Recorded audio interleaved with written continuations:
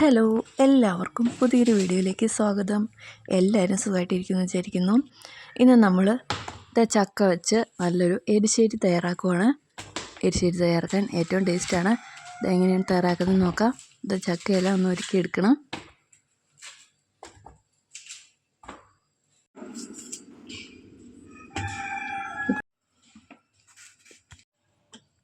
ചക്കയെല്ലാം നമ്മൾ വൃത്തിയാക്കി എടുത്തിട്ടുണ്ട്. ഇനി ഇത് പാകത്തിനൊന്ന് അരിഞ്ഞെടുക്കണം. ഇത് ചെറുതാക്കി ഇതുപോലെ നീളത്തിൽ വട്ടമാണ് അരിഞ്ഞെടുക്കുന്നത്.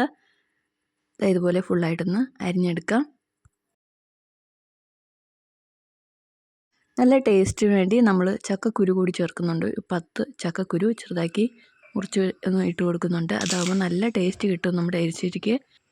അതുകൊണ്ട് കുറച്ച് ചക്കക്കുരു കൂടി ചേർക്കാനായിട്ട് എപ്പോഴും ഒന്ന് ശ്രദ്ധിക്കുക.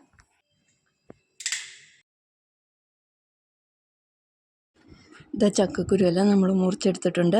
ഇനി കുക്കറിലിട്ട് നമുക്കിതൊന്ന് വേവിച്ചെടുക്കാം. ഒരു ഒറ്റ വിസിൽ മാത്രം മതി ഇതൊന്ന് വെന്ത് കിട്ടാനായിട്ട്. പാകത്തിനുള്ള ഉപ്പും കൂടി നമ്മൾ ചേർത്ത് കൊടുക്കുന്നുണ്ട്. ഇനി വേവാൻ ആവശ്യമുള്ള വെള്ളം കൂടി ഒന്ന് ചേർത്ത് കൊടുക്കാം. വെള്ളം കൂടി ചേർത്ത് നമുക്കിത് വേവിച്ചെടുക്കാം.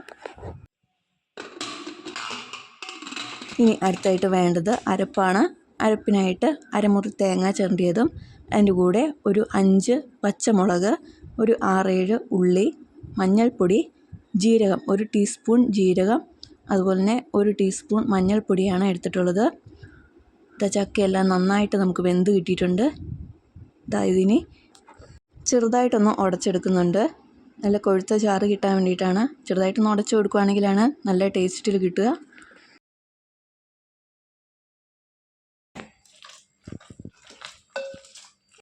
ഇത് നന്നായിട്ടൊന്ന് ഉടച്ചെടുത്തിട്ടുണ്ട്. ഇതുപോലെ ഒന്ന് ഉടഞ്ഞ് കിട്ടുവാണെങ്കിൽ എരിശ്ശേരിക്ക് നല്ലൊരു ടേസ്റ്റ് കിട്ടും.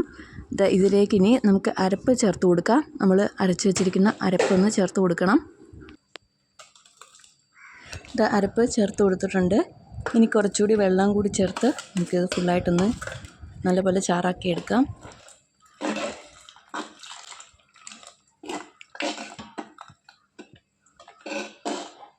കുറച്ച് വെള്ളം കൂടുതൽ തന്നെ ചേർത്ത് കൊടുക്കണം. നല്ലപോലെ വെന്ത് കഴിയുമ്പോൾ ഇത് കുറുകി വരും. അപ്പോൾ അതിനും കൂടി അനുസരിച്ച് നമ്മൾ വെള്ളം ചേർത്ത് കൊടുക്കണം.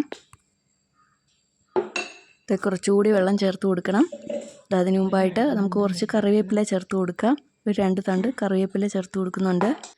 ഇനി കുറച്ചുകൂടി വെള്ളം ചേർത്ത് കൊടുത്തു കഴിഞ്ഞാൽ ഇനി കറി തിളച്ച് വന്നാലും ഒരുപാട് പറ്റി പോകത്തില്ല.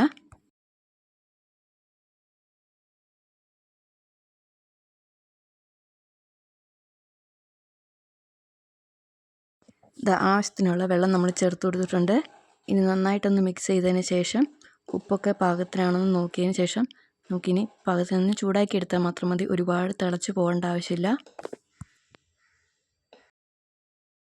ചാറ് നന്നായിട്ടൊന്ന് ചൂടാക്കി ഇട്ടിട്ടുണ്ട്. ഇനി ഇത് അടുപ്പത്തു നിന്ന് വാങ്ങാം.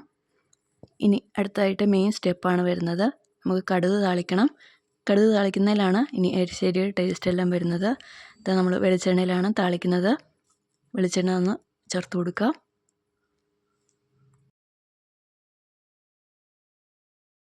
അടുത്തായിട്ട് കടുക് ചേർത്ത് കൊടുക്കാം.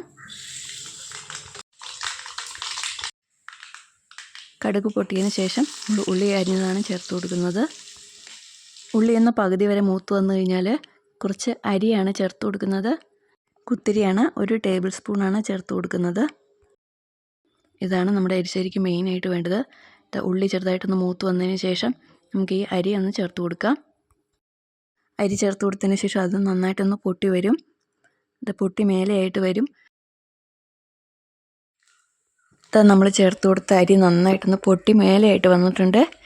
ഇനി നമുക്ക് തേങ്ങ ചേർത്ത് കൊടുക്കാം. ഇതൊരു 2.5 ടേബിൾ സ്പൂൺ തേങ്ങ ചേർത്ത് കൊടുത്തിട്ടുണ്ട്. അടുത്തായിട്ട് കറിവേപ്പിലയും കൂടി ചേർത്തിട്ടുണ്ട്.